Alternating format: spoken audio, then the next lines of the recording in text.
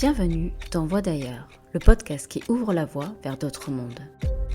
Ici, nous explorons les récits de personnes ordinaires ayant vécu des expériences extraordinaires.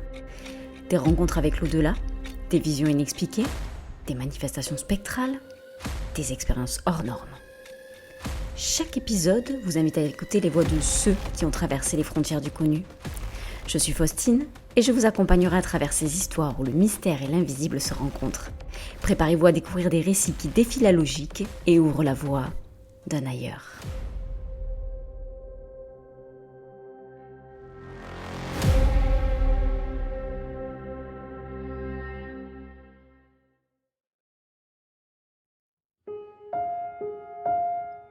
On dit souvent que les médiums parlent aux morts. Mais que se passe-t-il quand leur don sert avant tout à éclairer le chemin de ceux qui restent ? Pour ce 5e épisode de Voix d'ailleurs, je reçois Vicky. Vicky ne s'est pas réveillée un matin avec un mode d'emploi. Elle a dû apprendre à apprivoiser l'invisible, à accepter ses facultés qui l'ont longtemps dépassée.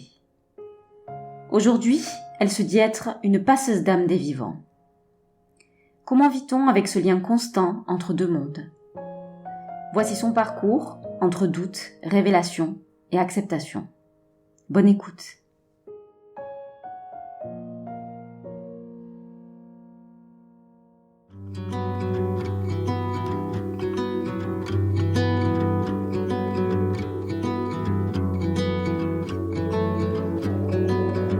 Bonjour, je vais me présenter. Mon prénom de naissance, c'est Sylvie et mon prénom spirituel, c'est Vicky. J'ai 56 ans, j'ai 3 enfants. Je suis formatrice sanitaire et sociale et thérapeute en soins énergétiques en tant que radiesthésiste, magnétiseuse et relation d'aide en tant que naturopathe et psychopraticienne.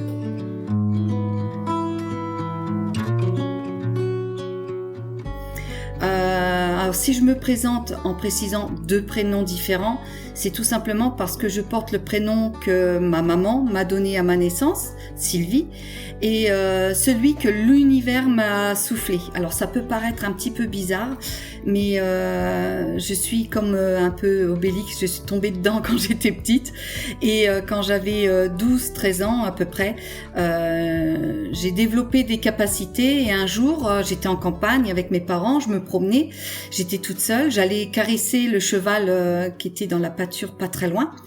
Et à un moment, j'ai entendu, enfin, comment je pourrais dire ? C'est pas entendu avec mes oreilles, mais c'est comme un souffle. Et c'était clairement dit, tu t'appelles Vicky. Je dois préciser que je vis avec les entités depuis toujours, c'est-à-dire vraiment depuis toute petite. Ma grand-mère, ma grand-mère qu'on appelait qui était médium, dans la famille on l'appelait la sorcière.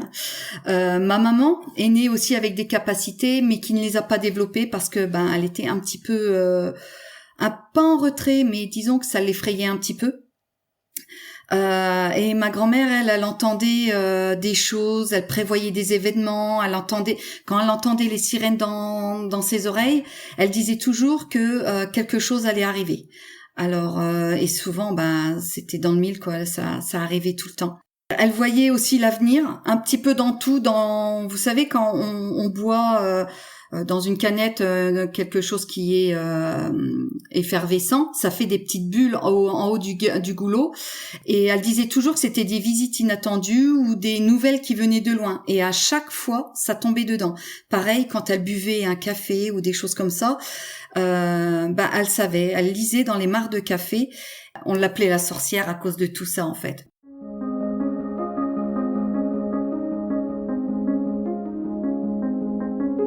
Quand elle est partie, ma grand-mère, j'avais 12 ans, quelque chose a changé en moi. Mes capacités ont pris de l'ampleur et dans des moments difficiles, je l'appelais très souvent. Alors, je l'ai pleuré pendant plusieurs années, ma grand-mère, parce qu'on était très très proches. C'est elle qui m'a appris tout, qui m'a appris beaucoup de choses. Je la sentais s'asseoir sur mon lit. Quand je pleurais, quand je l'appelais, quand quelque chose n'allait pas, je sentais mon lit s'affaisser, mais en douceur, vraiment. C'est comme si que c'était un chat qui venait sur mon lit, sauf que à la maison on n'avait pas de chat du tout, et je me sentais sereine et bien dans ma peau. Et je savais au fond de moi que c'était elle qui venait me rassurer, qui venait me prendre dans ses bras et qui qui m'apaisait et mes pleurs, ma tristesse en général s'évanouissait.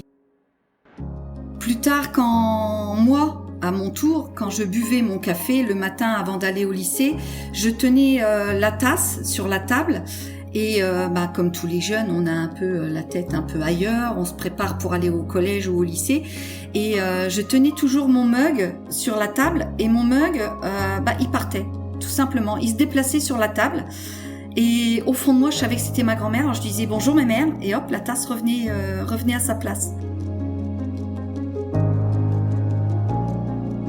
L'éveil s'est fait tout doucement. J'étais encore enfant et je crois que mes premières prémonitions, je devais avoir 7 ou 8 ans. Et un jour, j'ai dit à ma mère, juste avant de partir à l'école, je sens le parfum de mes mères et elle va venir te voir. Alors je précise quand même qu'à cette époque, ma grand-mère n'était pas encore partie, elle était encore de ce monde.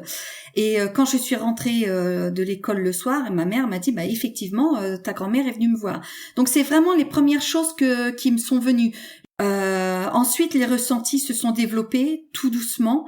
C'était un peu effrayant parce que je ne connaissais pas, même si ma grand-mère, avant de partir, m'avait parlé de certaines choses, mais comme j'étais très jeune et que je ne connaissais pas spécialement ce monde, quand ça s'est développé, c'est vrai que j'en ai eu un peu peur parce que j'avais la capacité de voir les choses avant qu'elles se passent. C'est-à-dire que elles se formaient devant mes yeux, j'avais des scènes qui venaient devant mes yeux, ça arrivait quelques secondes avant que la scène dans la réalité se produise. Donc ça, c'était assez effrayant. J'en ai parlé à ma mère et ma mère m'avait rassurée en disant que oui, effectivement, ça c'est de mère en fille chez nous. Quand je voyais les choses, des gens ou les images, j'avais pas la possibilité de prévenir. Ça arrivait et c'était très perturbant.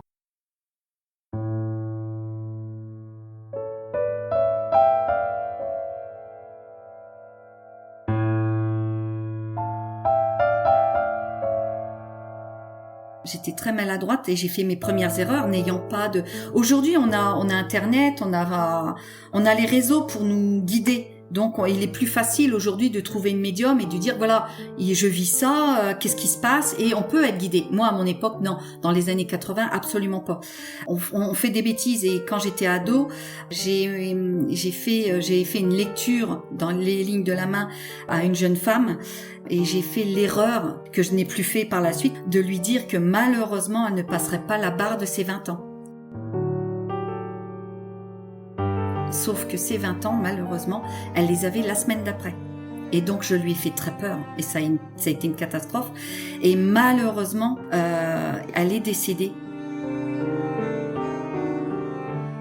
Juste avant d'avoir ses 20 ans, en fait, elle s'est disputée avec son compagnon.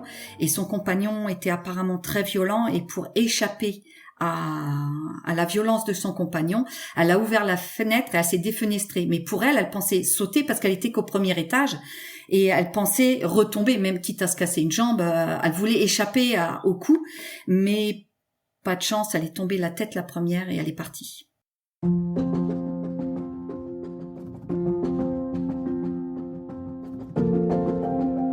C'est traumatisant, c'est vraiment traumatisant. J'étais naïve, j'étais vraiment, je connaissais pas du tout les limites, je ne connaissais pas les codes parce qu'on a des codes, on a des protocoles, on a plein de choses à respecter dans ce monde. C'est des erreurs que j'ai faites et que j'ai appris par la suite que c'est des choses qu'on ne dit pas. Si on voit malheureusement quelque chose de grave qui va arriver à une personne, soit on se tait, soit on est plus subtil. Mais moi j'étais brute de pomme et c'était difficile. Quand j'étais encore ado et que mes facultés commençaient vraiment à se développer, j'ai fait une grosse bêtise. Vous savez, on est ado, on a des capacités qu'on développe et voilà, on est tout fou quoi. On se sent le centre du monde, on se sent voilà. Et j'ai fait ce qu'on appelle la table de Ouija chez mes parents.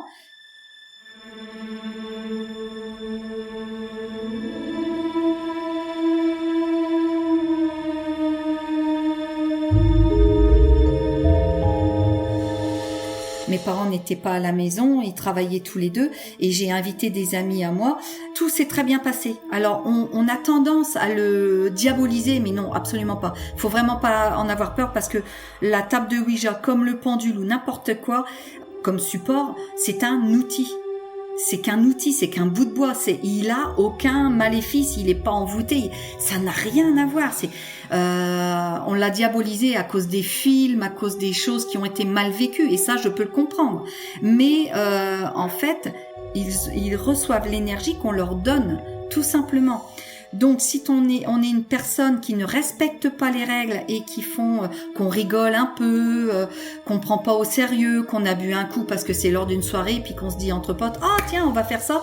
Oui, forcément, on va amener des énergies négatives puisque nous-mêmes nous sommes négatifs dans le non-respect. Avec les copains, on a improvisé une table de Ouija. Alors j'avais pris à l'époque, je suis fan de Marilyn Monroe et j'avais pris le cadre de Marilyn Monroe, je l'ai retourné et derrière j'ai fait l'alphabet, les chiffres, oui, non, enfin on l'a improvisé quoi. Vraiment pas du tout dans la règle de l'art. Et ça s'est très bien passé, il n'y a pas eu de souci.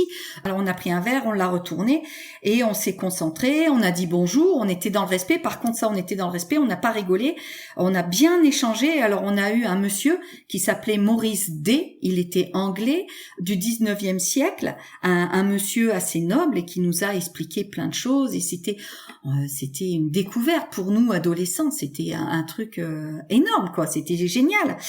Et c'était vraiment bonne enfance. Il n'y avait pas d'agression, il n'y avait rien.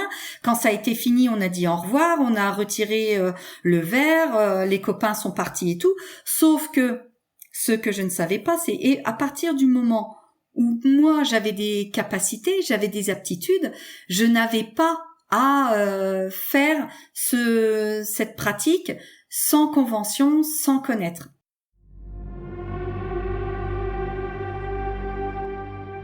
Et moi, je l'ai fait comme des jeunes de 16 ans, un petit peu n'importe comment. Donc, on m'a donné une leçon. Et une sacrée leçon qui m'a relativement marquée parce que ça a été relativement loin. Alors, au départ, ce que je vais vous expliquer, ça va certainement vous effrayer. Mais finalement, avec le recul, moi-même, j'ai compris que c'était pas du tout malveillant ni agressif. Mais c'est vrai qu'au départ, je l'ai vécu comme ça, ne connaissant pas du tout le protocole et tout. Donc, ce qui s'est passé, c'est que alors les amis sont partis, mes parents sont rentrés à la maison. La petite vie de famille a pris son rythme. Je suis rentrée dans ma chambre pour aller me coucher, puisque le lendemain il y avait collège, lycée, pardon, il y avait le lycée. Et sauf que quand je suis rentrée dans ma chambre, il faisait très froid. Mais froid comme une chambre froide. On était en plein été. La fenêtre de la chambre était ouverte puisqu'il faisait très très chaud. Malgré ça, quand je suis rentrée dans ma chambre, c'était une chambre froide. Vraiment, il faisait extrêmement froid. Et je me suis sentie mal, j'étais pas bien, j'étais vraiment... Alors, j'avais pas des nausées comme quelque chose de néfaste, mais quelque chose de colère. Je sentais une colère. Donc, c'est tout. Je me suis couchée, j'ai éteint ma lumière. Et ça a pas pris quelques secondes. J'étais couchée. Ça a pas pris plus de secondes. J'ai senti... Alors, comment je vais pouvoir vous expliquer pour que vous puissiez visualiser? J'étais allongée sur mon lit de tout mon long. Et c'était comme si y avait quelque chose qui passait, il y avait mon corps et quelque chose qui passait le long de mon corps, de haut en bas, et de là où ça passait, admettons, comme une main invisible, je vais dire, pour que vous puissiez visualiser, comme une main invisible qui passe au niveau des chevilles. Alors là, quand c'était au-dessus des chevilles, c'était gelé, c'était très froid. Et quand c'était passé au-dessus, là où c'était froid, ça devenait très chaud. Et ça a fait ça 3 fois de suite, tout le long de mon corps. Ça m'a engourdi, mais vraiment, ça m'a engourdi. Je sentais des picotements de la tête aux pieds. J'ai pris peur parce que comme je m'ouvrais à cet éveil, et que la seule référence qu'on avait dans les années 80, 90, c'était les films d'horreur, c'était tout ce que les gens avaient vécu de négatif. Ils vous racontent des trucs mais qui font flipper, et c'est ça qui me suis venu en tête. À aucun moment je n'ai pensé à autre chose. Et du coup, comme j'ai pensé à quelque chose de négatif, j'ai matérialisé ce négatif. Ce qu'on appelle dans notre jargon, j'ai fabriqué un égrégore. J'y ai pensé et je lui ai donné matière.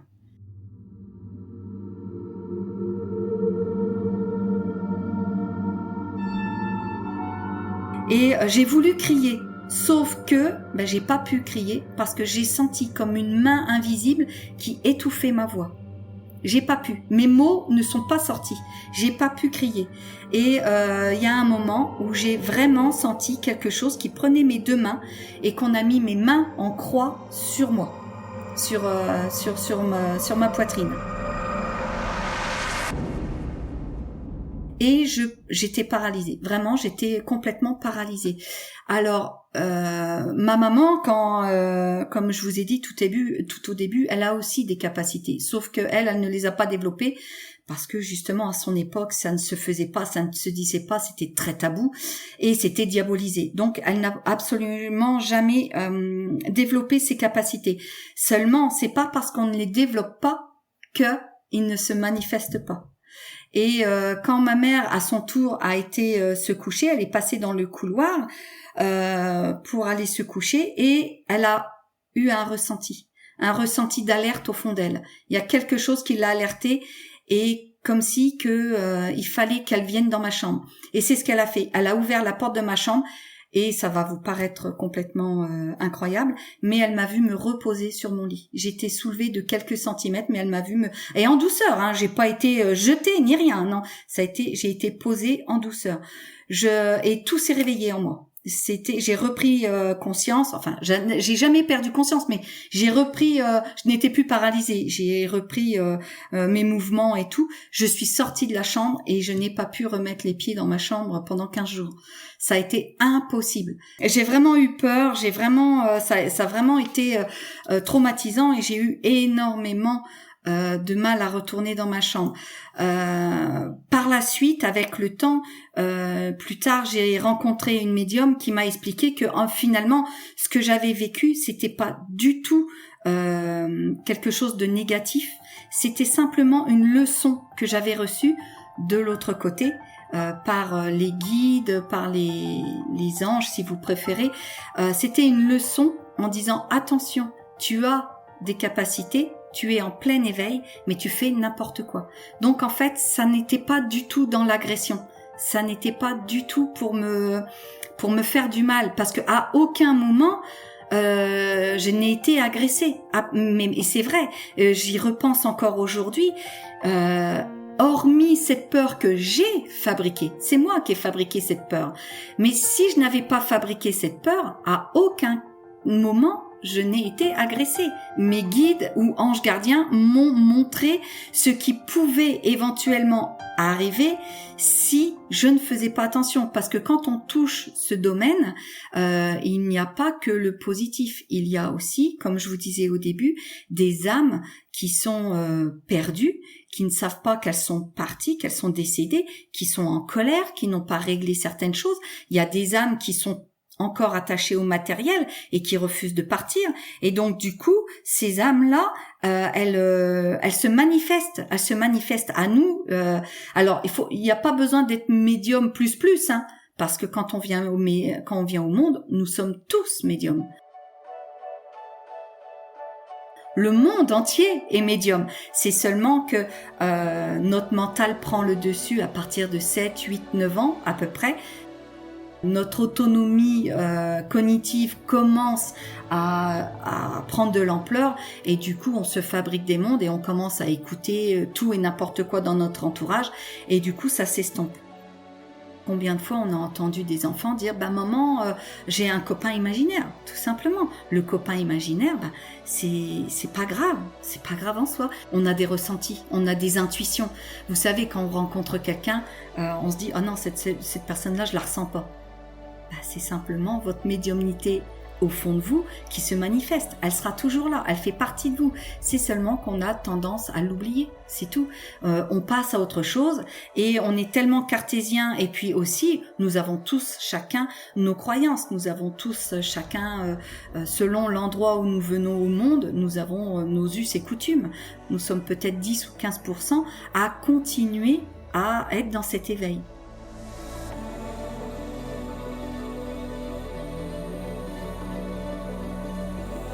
Donc je remercie moi mes guides qui m'ont montré la voie. Alors c'était pas très sympa parce que ça fait flipper quand même, je vous assure que ça fait flipper, mais avec le recul aujourd'hui je les remercie parce que si je n'avais pas eu cette leçon, si je n'avais pas rencontré cette personne médium qui m'a expliqué ce qui m'était arrivé, je serais restée dans ma peur et j'aurais fermé les canaux. Et j'aurais pas compris ce qui m'arrivait. Et j'aurais pas vécu toutes ces belles choses que je vis encore aujourd'hui. L'écriture automatique, c'est pareil. C'est pas le stylo qui prend vie. Non, ce sont des objets. C'est nous, par rapport à nos fluides, par rapport à nos énergies, par rapport à notre vibration. Quand on est médium ou quand on fait des expériences, on rentre dans une sorte de méditation éveillée. Donc, c'est-à-dire qu'on essaye de faire abstraction au son et à ce qu'on voit. Et il y a un moment, on fait le vide en soi et on laisse... Alors moi, je tenais mon stylo et je posais la pointe sur la feuille et je ne pensais à rien. Et je ne regardais pas le stylo. Je ne le regardais pas. Et au bout d'un moment, le stylo s'est mis à faire des traits tout seul. Donc au début, ça fait des traits, ça n'écrit pas. Au bout d'un moment, ça va faire des grandes vagues, ça va faire des lettres, mais très comme un enfant qui apprend à écrire. Vous voyez, c'est pas structuré, c'est un peu ambié, c'est un peu cribouillage. Et puis tout doucement, à fur et à mesure que l'on le pratique, qu'on le travaille, eh ben les mots vont se faire. Je n'appelle jamais d'entité parce que je ne sais pas sur qui je vais tomber, si c'est quelqu'un qui est dans la lumière ou si c'est quelqu'un qui n'est pas passé, et je ne connais pas ses intentions, si elles sont bonnes ou mauvaises. Et attention, il peut y avoir des entités qui sont farceuses, qui vont se faire passer pour quelqu'un de lumineux et qui finalement c'est une blague et qui va se jouer de votre émotionnel, parce que attention, votre émotionnel donne énormément d'indications sur votre état à vous, si vous êtes fragile ou pas, et l'entité qui est farceuse va s'en nourrir et va s'en servir. Donc si vous voulez absolument parler à votre, je vais dire n'importe quoi, à votre grand-mère, votre grand-père, enfin quelqu'un qui vous est cher, attention danger, ça n'est peut-être pas la personne. J'appelle mon guide, mes êtres de lumière, mes anges gardiens, je ne passe que par eux. Et je le ressens tout de suite. Je sens si c'est... parce que une entité peut très bien dire oui c'est moi, c'est ton guide, et puis finalement non. Soyez à l'écoute de ce que vous ressentez émotionnellement, parce qu'il vous parle, il vous guide, il vous dit où vous devez aller. On touche à l'univers invisible, donc l'invisible, puisqu'on en parle, quand on l'interpelle, il nous vient, c'est logique. Et on ne sait pas qui vient. Ça peut être notre guide, ça peut être un être de lumière, mais ça peut être aussi un bas astral, quelqu'un qui est farceur et qui a envie de s'amuser.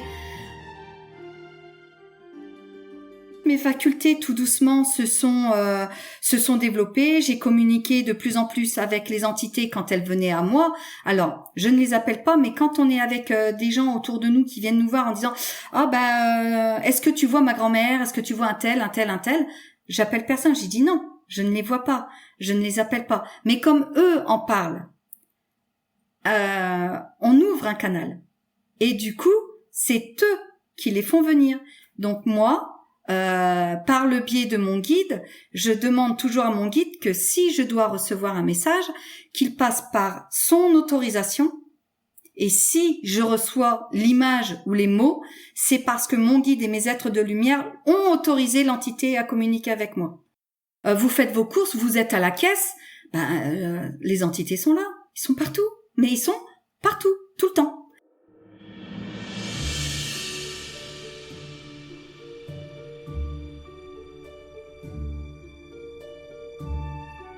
Au début, quand on évolue dans cet univers, on se concentre. On visualise beaucoup, on se concentre, on visualise une bulle qui nous protège, on demande, voilà, c'est un protocole, c'est long, c'est lourd parce que c'est pas instantané. Aujourd'hui, le simple fait d'expliquer tout ce que je suis en train de vous dire, ma bulle s'est faite toute seule. Quand vous êtes avec des amis, que vous faites la fête ou quoi, il y a du monde. Il n'y a pas que les vivants. Il y a plein de monde, plein. Et il y a des fois, ça booste, hein, ça booste. Et je suis obligée de couper, de dire non. Je demande à mon guide en disant ferme tout. C'est vrai qu'il y a des fois, les gens qui me connaissent, systématiquement, ça les titille un petit peu. Et le sujet, il vient tout le temps. À chaque soirée qu'on fait, il y a toujours un sujet qui vient et qui est un peu biaisé. Au départ, je les vois arriver de loin, mais systématiquement, ça vient dessus. C'est pas grave, je réponds parce que et c'est normal. Tout le monde a des questions sur l'après, sur l'au-delà, sur les entités, c'est normal, c'est tout à fait normal et ils ont besoin de réponses. Donc je réponds. Je ne laisse pas les vivants et les défunts dans l'ignorance. Toujours avec autorisation de mes guides. Et je le sens. Si lors d'une conversation anodine avec quelqu'un, on discute, et puis elle me parle de son défunt près d'elle et tout, elle me demande si je le vois ou je le vois pas, donc après ça passe par mon guide, et quand je reçois l'image, c'est que c'est ok. Au début, c'est comme un souvenir. Vous voyez, quand on vous parle de quelque chose, vous avez une image qui vient, on va vous parler de vos vacances, vous allez avoir l'image dans votre tête de la scène des vacances. Mais sauf que au bout d'un moment, à fur et à mesure que je discute avec la personne, la photo, l'image prend vie. Et c'est-à-dire que la personne, je la vois si c'était quelqu'un de jovial, si c'était quelqu'un de bon vivant ou ronchon, je le vois, je le ressens et ça me donne des scènes. Après, donc les facultés se sont développées, j'ai pu voir, entendre de plus en plus, ce qui était pas vraiment compatible avec avec ma vie de femme, avec ma vie de maman, d'épouse. C'est parce que ça prend beaucoup d'ampleur quand même. Il faut arriver à faire la part des choses. J'ai une vie lambda, mais quand on est médium, ça prend énormément de place. Comme je vous disais au début, on peut pas prendre du recul. On peut pas arrêter. On coupe pas les vannes, c'est pas possible. On peut mettre en veille, on peut prendre du recul, mais c'est toujours là, quoi qu'il arrive. Et moi, j'avais demandé justement à ce que ça soit moins fort, moins prenant. Parce que c'était tout le temps. Les gens venaient me voir chez moi tout le temps pour me dire fais-moi les cartes, fais-moi les lignes de la main, tout le temps. Et il fallait que j'aille chez eux pour voir s'il y avait pas un truc avant d'emménager. Ils me faisaient visiter la maison pour voir s'il y avait pas un truc et tout. Aujourd'hui, je suis plus un guide des vivants que de l'au-delà. Je me sens plus à ma place dans le fait de guider justement les vivants qui se posent énormément de questions sur l'au-delà. Je rassure, je suis là pour rassurer plus les vivants avec bienveillance et qu'ils puissent comprendre ce qui se passe. Et aujourd'hui, voilà, je fais des ateliers. J'ai fait un atelier sur tout ce qui était massage énergétique, comment s'ancrer, comment se protéger, comment faire des nettoyages énergétiques sur soi, sur la maison, de manière à ce que, comme moi, ceux qui sont en plein éveil ne fassent pas la bêtise de faire du grand n'importe quoi et que ça leur tombe sur le dos et qu'ils aient des surprises avec des entités malveillantes qui restent accrochées. Parce que quand il y en a qui sont accrochés, c'est pas sympa. Ça peut être lourd, ça peut être, la personne peut tomber en état de dépression, ça peut aller très loin. C'est de l'enseignement spirit que j'essaye de faire au mieux, de manière à préparer les vivants, et puis en même temps de faire un petit clin d'œil, parce que quand je fais des ateliers, leurs entités sont là, je leur fais un clin d'œil en disant on suit le truc, hein. On n'y va pas comme ça. Donc, en général, ça se passe bien. C'est assez cool. Il y a 3 ans, je suis allée au château de Fougeray et j'y suis allée avec mon amie Corinne médium. Pour moi, c'était une grande découverte. Étant médium, Corinne et moi, on s'est permis de nous faire nos propres expériences. Je peux vous assurer que, ouais, si, Fougeray, il y a quelque chose, c'est clair. Alors, je vais vous raconter parce qu'il nous est arrivé des sacrées aventures là-haut. Alors, on est arrivé au château de Fougeray, on a été chaleureusement accueillis par Véronique qui est adorable, qui nous montre, qui nous fait visiter le château et tout ça. Et ensuite, on va prendre nos chambres. Là, on prend nos chambres, donc on avait la chambre des maîtres, je crois qu'on avait. On a posé nos valises et puis il se trouve que dans la pièce, pendant un moment, derrière une cheminée, il y avait devant la cheminée, il y a un salon, un petit salon, alors petit canapé, petit fauteuil, avec une table basse et un semblant de dinette en porcelaine. Vous voyez un peu la scène. Et puis le frère de mon ami, pour rigoler, a fait semblant de se servir un café comme un enfant qui veut jouer à la dinette. Et là, j'ai senti quelque chose.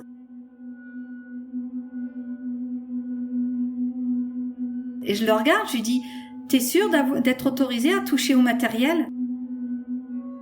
Et là, je peux vous assurer que c'est vrai. Il y avait un fauteuil sur le côté vers la fenêtre où on avait mis la veste en équilibre sur le dossier du fauteuil. La veste a volé. Et les valises qui étaient posées, une valise sur roulette s'est mise à glisser. Là déjà le ton était donné, on a dit ok. Donc la soirée a avancé, on a fait les ateliers, donc je vais pas spolier pour ceux qui vont y aller. Il y a des ateliers, c'est super et vraiment ça fait hein, ça marche bien. Mais je vous laisse découvrir si vous devez aller au château. Vous ne serez pas déçus. Après les ateliers, nous sommes libres de déambuler dans tout le château et les annexes.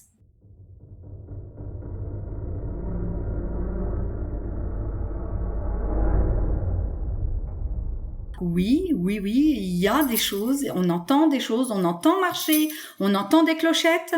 Et donc, nous, on était une bonne dizaine à s'être retrouvés dans la maison du gardien. On s'était assis et puis on faisait silence.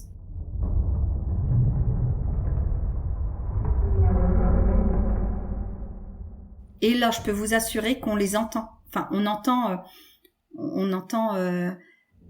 quelque chose qui frotte sur les murs. Ça fait comme ça.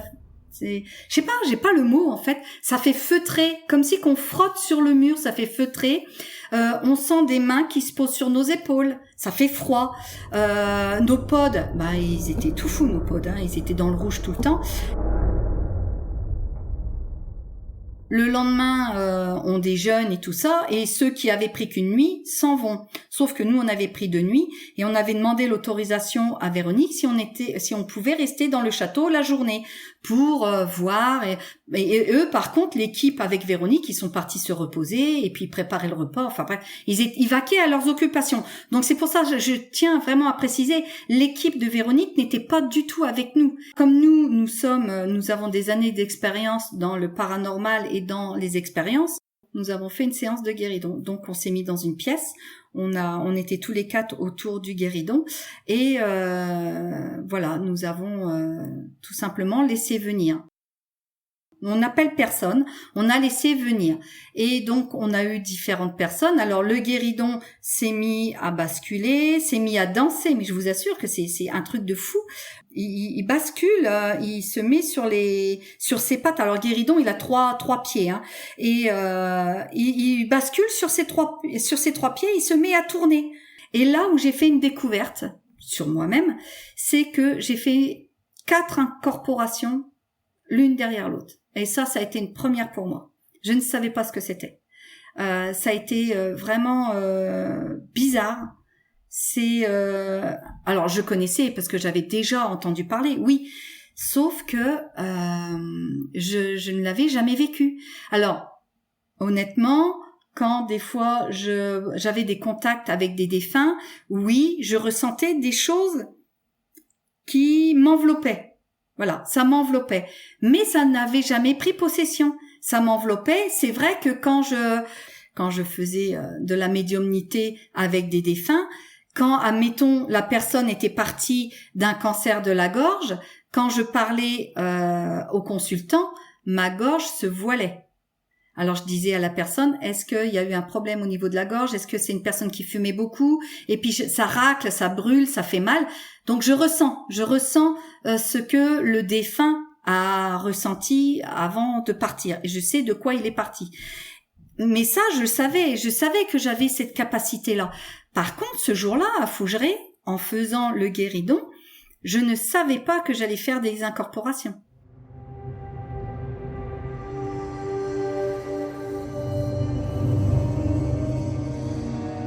Et alors, ce qui s'est passé, c'est que l'ami qui nous accompagnait avait un souci de santé.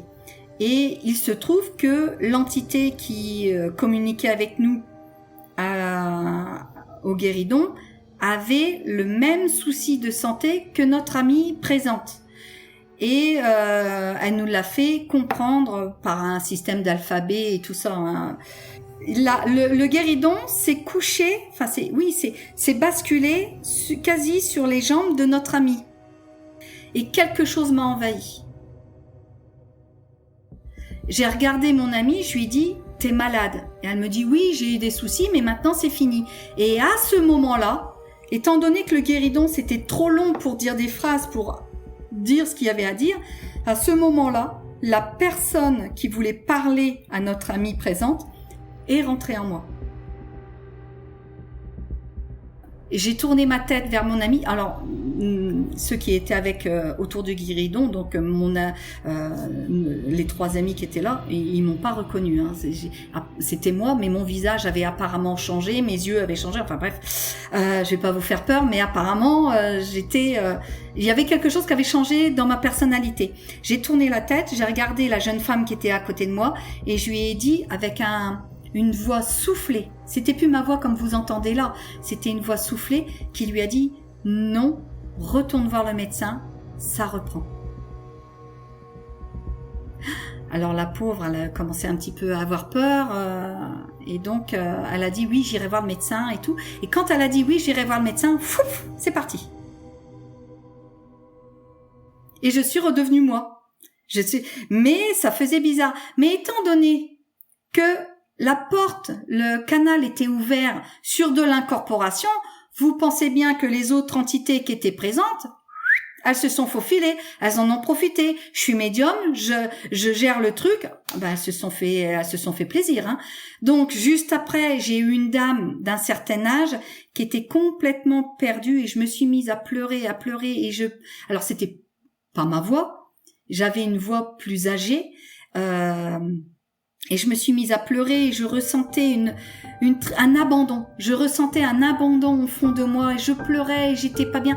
Et je disais, mais t'es où? Et je cherchais apparemment mon compagnon qui était, lui, décédé, alors, ou avant ou après ça, je ne saurais vous dire, je vais pas vous mentir, mais qui était décédé, sauf que la dame est restée pour le chercher, sauf que lui a dû passer de l'autre côté, mais elle ne le sait pas. Et elle était là, elle était bloquée dans une autre dimension. Elle était bloquée dans un bas astral. Alors bas astral, attention, pas le négatif, hein, mais elle était perdue, la pauvre. Elle cherchait son compagnon et je pleurais, je le cherchais et tout. Et donc mon amie qui est médium, Corinne, a réussi à la rassurer et voilà, à faire en sorte que elle ressorte de moi parce qu'elle commençait vraiment à trop m'envahir parce qu'elle ne voulait plus. Enfin, c'est pas qu'elle voulait pas sortir, c'est que étant donné qu'elle était redevenue entre guillemets humaine, elle voulait en profiter pour trouver son ami. Et donc, il a fallu lui dire que non, il n'était pas là et que il fallait chercher ailleurs, qu'il y avait d'autres perspectives ailleurs. Et donc, c'était relativement lourd. Et le dernier, mais je vous assure, c'est un sketch, hein, c'est quelque chose de incroyable. C'est une personne qui est malheureusement décédée. Alors, il y a plusieurs siècles en arrière, qui est décédé ivre. Alors, imaginez, quand il a pris possession de moi, j'étais ivre, forcément. Ça a été vraiment. Alors moi, je m'en rends pas compte. En fait, je m'en rends compte. Je sais ce qui se passe. J'entends, je vois, je sais tout ce qui se passe, mais j'ai plus aucun contrôle. Voilà, c'est mon esprit. Il est dans un coin de ma tête et l'entité est dans le reste. Voilà, c'est tout ce que je pouvais. Et donc, je ne contrôlais rien. Mais c'était un sketch parce que je voyais mes amis, mais j'avais pas de réaction. Mais qui me regardait avec des yeux énormes en disant mais qu'est-ce qu'elle fait, et je me suis mise à rire, je me suis mise à tituber, à parler comme une personne ivre, et j'étais complètement, mais alors dans un état, je vous raconte pas. Et il y a un moment, je me suis levée et j'ai dit à mes amis, je sors, faut que je prenne l'air, j'en peux plus. Donc ils m'ont aidé, ils m'ont soutenu, on a été dehors dans les jardins de Fougeray, j'ai pris l'air et tout, et c'est là que l'entité m'a dit, je suis sortie du café, il était sous, a pu tenir debout, il a trébuché sur une grosse pierre, il a fait un roulé-boulé et sa tête a percuté une grosse pierre ou un rocher, je sais pas, et il est mort. Et il est resté ivre dans l'eau. De l'autre côté, étant donné c'est une mort accidentelle, brutal et instantané, il n'a pas réalisé qu'il était dans l'autre monde. Et donc aujourd'hui, je sais que je peux faire des incorporations. Donc je suis très prudente parce que je les contrôle sans les contrôler. Je sens une grosse pression derrière la tête, comme si vous avez pris un gros coup et que vous êtes sonné.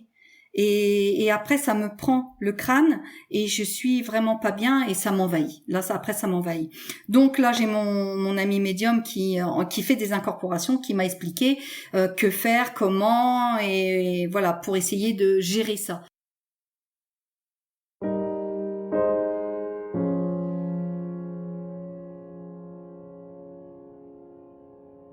Depuis le mois de mai, moi, je suis revenue un peu à mes amours, c'est-à-dire que je fais beaucoup de magnétisme, j'aide énormément, je fais des massages énergétiques, j'aide beaucoup les gens quand ils ont des questions pour les aider dans leur deuil, pour les aider, je les accompagne, je réponds à leurs questions sur l'au-delà, parce que alors on va me dire ouais mais qu'est-ce que t'en sais, t'es pas morte? Non, bien entendu, mais on a des messages.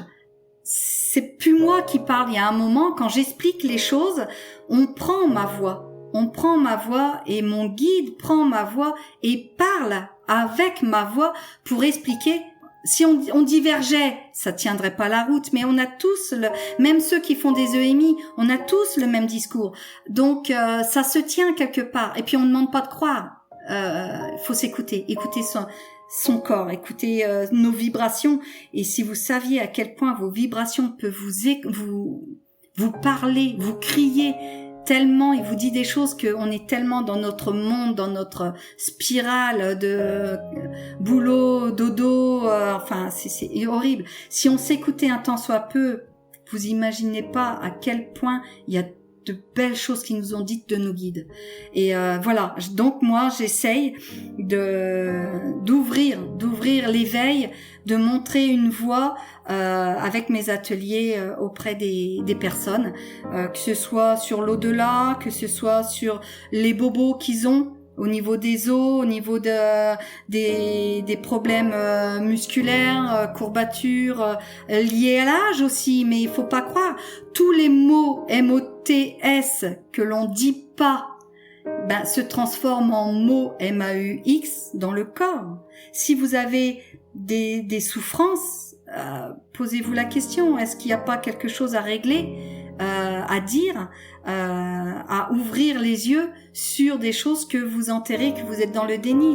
Et c'est ça, je suis là, je suis la passeuse d'âme des vivants, et je soulage par le magnétisme, par les massages, par la radiesthésie, voilà. Et j'adore cet univers, c'est tellement enrichissant, c'est tellement, oui, j'adore ça.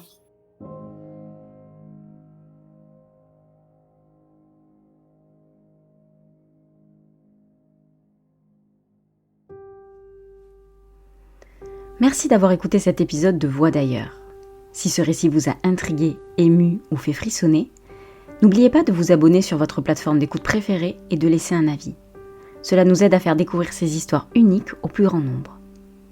Et si vous avez vécu une expérience inexpliquée, si vous souhaitez partager votre histoire, prenez contact avec nous. Votre témoignage pourrait bien être au cœur d'un prochain épisode. Restez curieux, restez ouverts à l'invisible et à très bientôt pour de nouvelles Voix d'ailleurs.